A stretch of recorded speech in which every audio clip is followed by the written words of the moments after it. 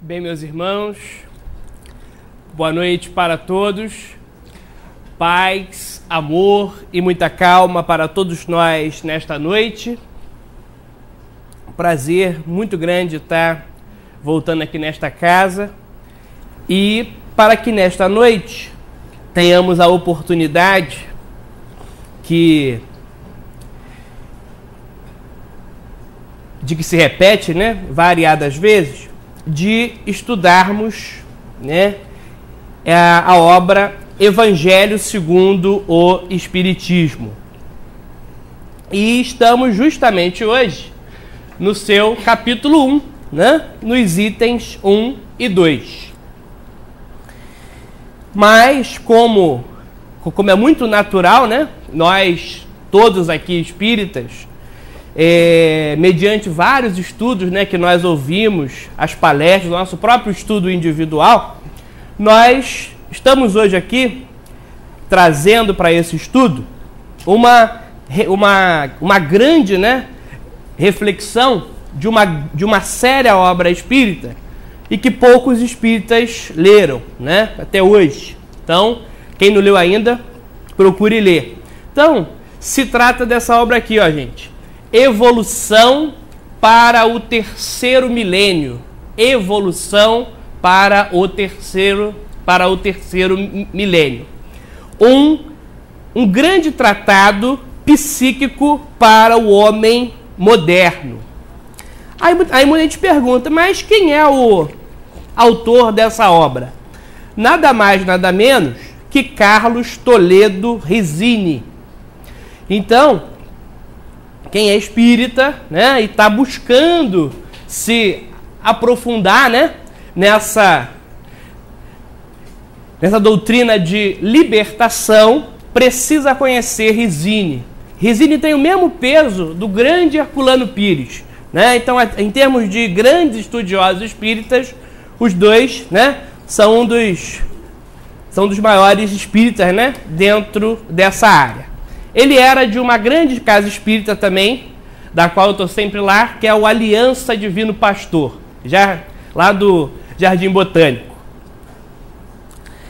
E para esse estudo então de hoje, o que nós já podemos começar meditando? Que tanto a doutrina espírita e tanto a presença e também os ensinamentos do Mestre Jesus vêm se contrapor aos ensinamentos de Moisés. Mas nós precisamos ter calma. Por quê? Moisés, por um lado, ele fez uma grande revelação para nós, que foi dos 10 mandamentos. Então, Moisés revelou para todos nós os 10 mandamentos. Esses 10 mandamentos estão totalmente certos, tanto na visão espírita, na visão do Mestre Jesus, eles estão abalizados. Só que fora disso, Moisés, ele foi um grande pensador. E ele trouxe pensamentos, ele trouxe ensinamentos que não condizem com a moral cristã, com a doutrina espírita. E são esses ensinamentos de que variadas vezes algumas pessoas, algumas religiões ainda, algumas seitas seguem. Mas a doutrina espírita, ela não segue.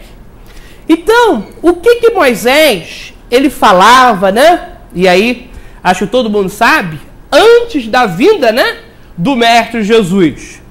Então, o primeiro ponto que vem se contrapor, à doutrina espírita, é que Moisés, ele tinha crença num Deus antropomórfico.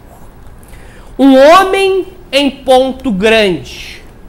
Trazendo aí para os nossos dias atuais, e lembrando, lá da nossa infância, a gente poderia pensar de que o velho Moisés, o grande médio Moisés, ele tinha Deus como um super-homem.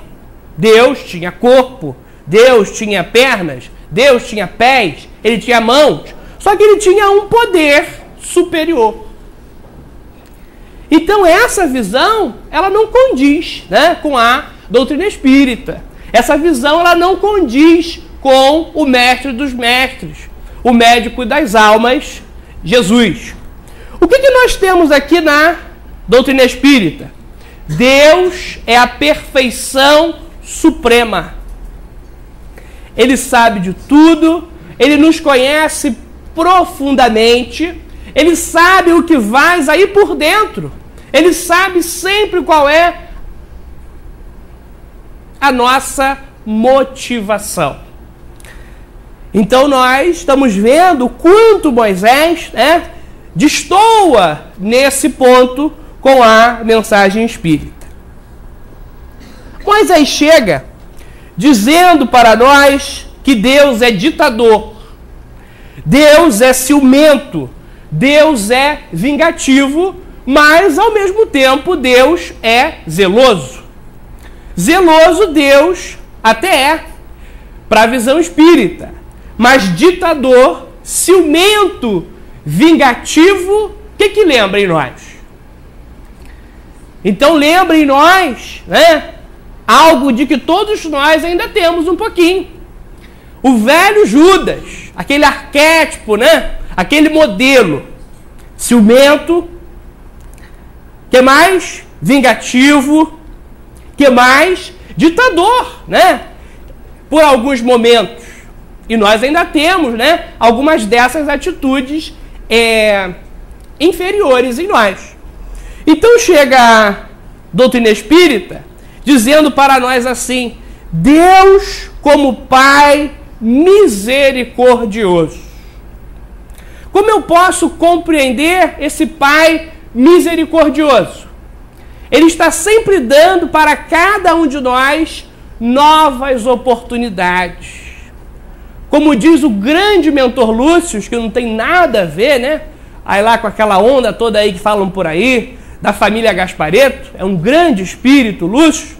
O Lúcio diz que sempre há uma nova chance para nós. E por quê? Porque Deus é misericordioso. Então, não tem labirinto para nós. Não tem nada fechado. Não tem nada totalmente, né, contra nós ou totalmente contra nós. Por quê? Nós vamos ter sempre novas chances, novas oportunidades, as novas existências. Moisés chega dizendo que tinha um povo eleito. E esse povo eleito eram os judeus. Então ele separava, né, esse povo aqui, ele é eleito.